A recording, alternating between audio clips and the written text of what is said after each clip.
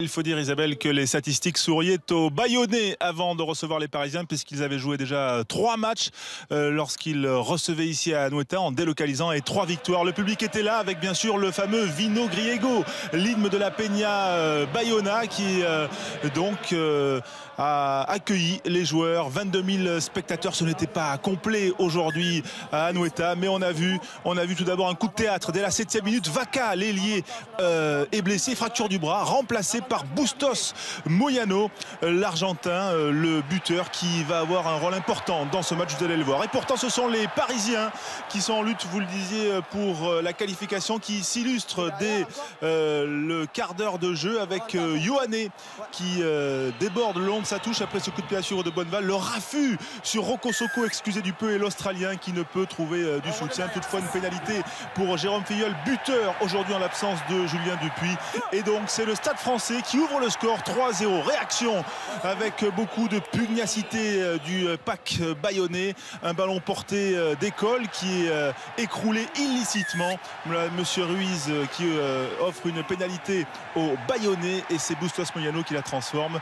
Les Bayonnais égalisent, puis 6-3, puis 9-3 grâce à cette opportunité de Scott Pedding. Coup de pied à suivre. Bonneval, arrière aujourd'hui, qui défend, et les Parisiens sont poussés à la faute. Voilà, 3 sur 3 pour Bustos Moyano, le remplaçant, qui fait parler la précision de sa botte. On se souvient qu'il avait été capital dans l'épopée de Montpellier en 2011, l'Argentin de Cordoba. Mais regardez la réaction des Parisiens. Bosman qui prend l'intervalle, qui trouve intérieur Burban, qui alerte Naya Salehou extérieur. Alors bien sûr, monsieur Ruiz va faire appel à la vidéo pour confirmer ou non, ou valider ou non l'essai. La passe au cordeau, elle est validée, et c'est l'essai du Fidjien, l'ailier droit, qui réussit à écroulé et à passer devant, puisque le Stade Français mène alors 10-9. Mais les Bayonnais ne s'arrêtent pas. Petit côté, voilà, beaucoup de ruses de la part de la jeunesse bayonnaise. Guillaume Rouette, un des enfants du club, ils étaient 4 aujourd'hui sur le terrain.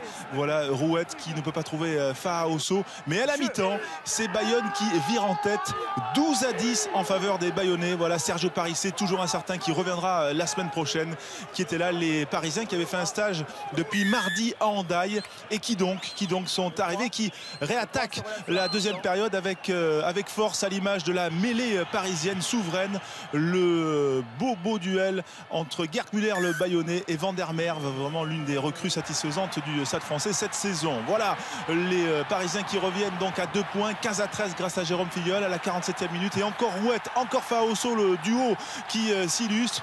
Bayonne ne fait rien d'extraordinaire, mais en tout cas occupe le terrain, joue sérieusement, avec application, avec réalisme et avec détermination pour sauver sa peau dans ce top 14. Voilà, il va y avoir quelques pénalités, 15-13 on le dit, 18-16 ensuite, et puis il va y avoir ensuite un fait de jeu important à un quart d'heure de la fin de ce match, alors qu'on voit le beau travail du Tongien Faoso, qui a été lui aussi un des grands artisans de la bonne prestation du pack bayonnais cette soirée. Regardez ce ballon porté encore qui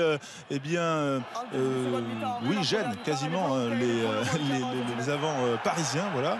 Et donc, derrière ça, il y a carton jaune pour Samperi, voilà, pour faute répétée, un écroulement.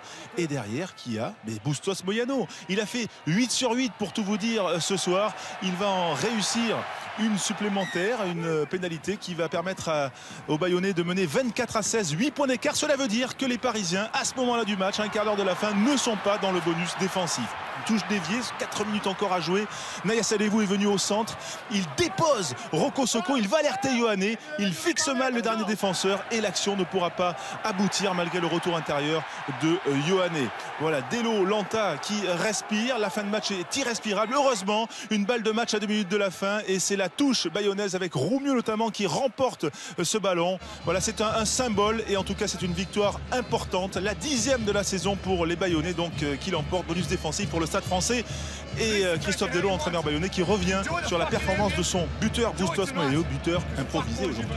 Aujourd'hui, on a eu une chance d'avoir un Martin qui nous a mis du 100%, c'est bien. Je vais le mettre remplaçant tout le temps, comme ça rentrera plus facilement. C'est la victoire du maintien? Non. Victoire du maintien, non. On a égalité avec Oyonnax, on reste toujours au coude à coude. Voilà, il y a ce match à Grenoble qui se dessine, qui va être très dur.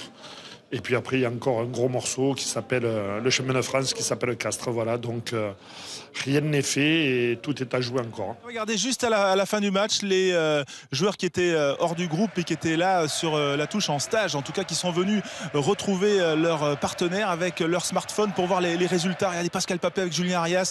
On vient faire les calculs, savoir qui a fait la bonne opération. Ce n'est pas eux, ils visent soi-disant la 7e place, mais regardez l'émotion de Jérôme Filleul, l'ancien, qui a craqué littéralement. Il s'en est expliqué à Yann Chabenat.